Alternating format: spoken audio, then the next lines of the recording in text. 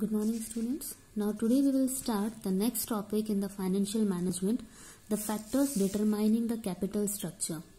So there are the various factors which influence the decision of the capital structure, and the first is the cash flow position. Cash flow position, that means the decision related to composition of capital structure. It is also depends upon the ability of the business to generate enough cash flow. And the company is under the legal obligation to pay a fixed rate of interest to debenture holders, and the company has to pay dividend to the preference shares and principal and the interest amount for the loan. So sometimes company makes sufficient profit, but it is not able to generate cash inflow for making the payments. The expected cash flow, it must match with the obligation of making payments, because if company fails to make the fixed payments, it may face insolvency. So before including the debt in the capital structure, the company must analyze properly the liquidity of its working capital.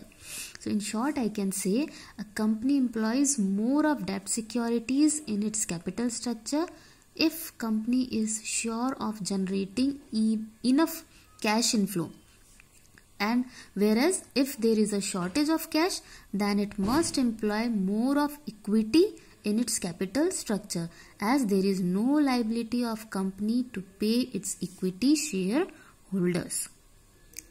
Now the second factor is the interest coverage ratio, ICR. What does it mean?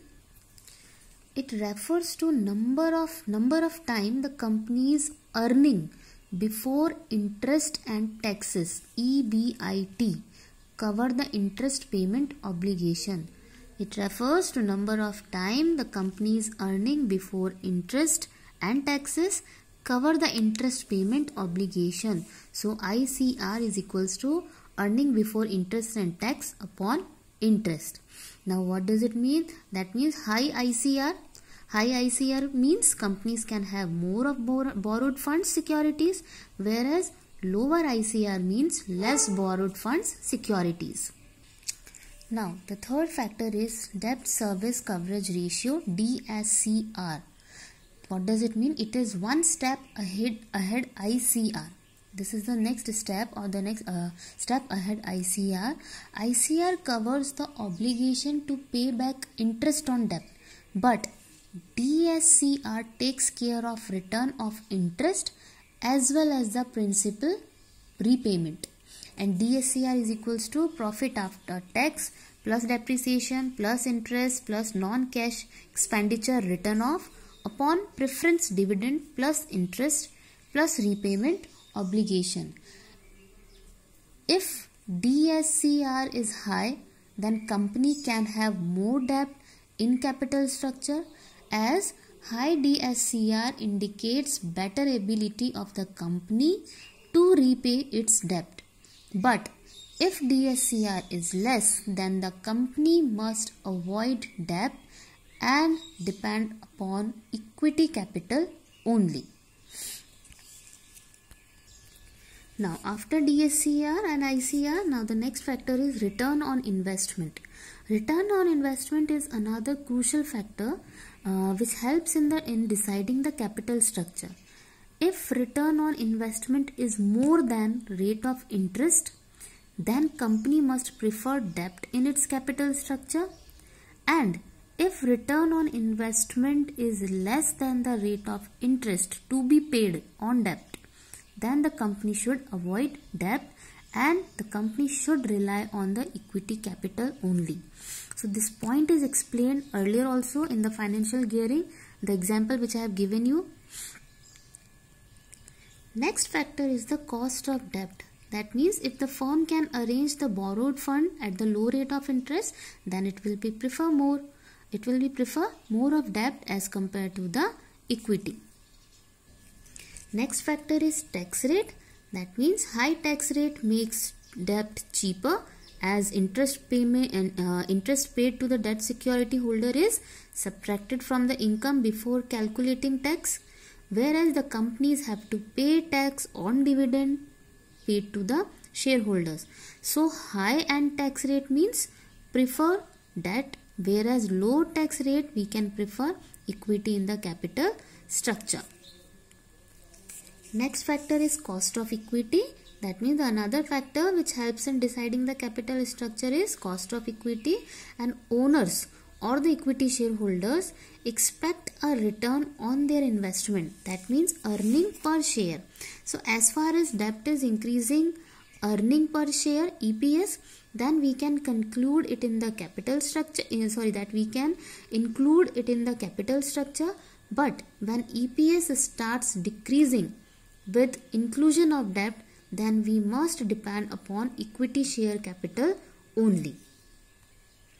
Now the next one is the flotation cost. Flotation cost is the cost involved in the issue of shares or debentures. So these costs include the cost of advertisements, underwriting statutory fees, etc. And issue of the shares, debentures requires more formalities as well as more flotation cost. So whereas there is less cost involved in raising capital by loans or by the advances.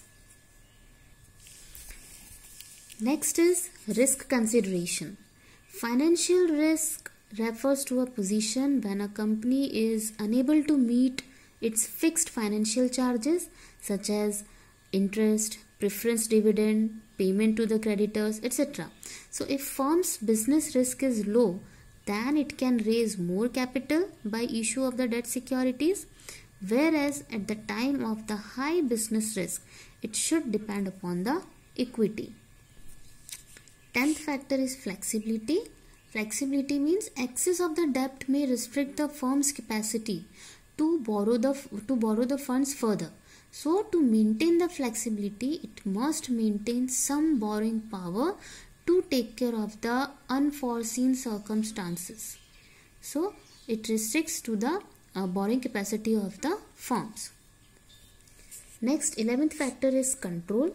That means the equity shareholders are considered as the owners of the company and they have a complete control over the company also. So if existing shareholders want complete control, then they should prefer debt, loans or of a small amount, and if they don't mind sharing the control, then they may go for the equity shares also. Next factor is regulatory framework. Regulatory framework means issue of the shares and the debentures have to be done within the SEBI guidelines, and for taking the loans, and companies have to follow the regulations of the monetary policies. If SEBI guidelines are easy, then the companies may prefer issue of the securities for additional capital, and if monetary policies are more flexible, then they may go for more of loans. Next factor is stock market condition. That means there are the two main conditions of the market. First is the boom condition and recession, or you can say depression condition. So these conditions affect the capital structure, especially when companies planning to raise additional capital. So depending upon the market condition, the investors may be more careful in their dealings. Like during the depression period, in the market business is slow and investors also hesitate to take the risk.